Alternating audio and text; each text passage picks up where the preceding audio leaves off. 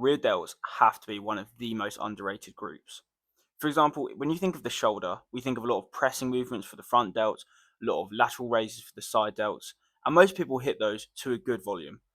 But when you break it down, most forms of presses hit the front delt. So if you're doing a press just for the front delt, it's probably overkill.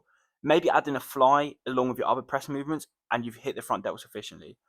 For the side delt, lots of people you like to isolate it anyway because it's an aesthetic look. It gets you that V taper and it makes you have an aesthetic physique. And it's great and it's lovely. But the rear delt is just as important, if not more important, than the front delt. When you think of the rear delt, you think of this tiny muscle. When you look at your back and you're doing the poses, the rear delt can make or break your physique.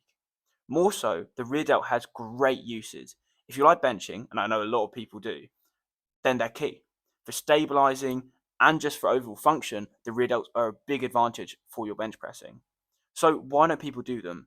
I think there's this idea that any pulling movement will hit them, but for some reason we don't associate the same idea with the front delts and pressing movements. The rear delt, if you're doing face pulls or rows, will be hit.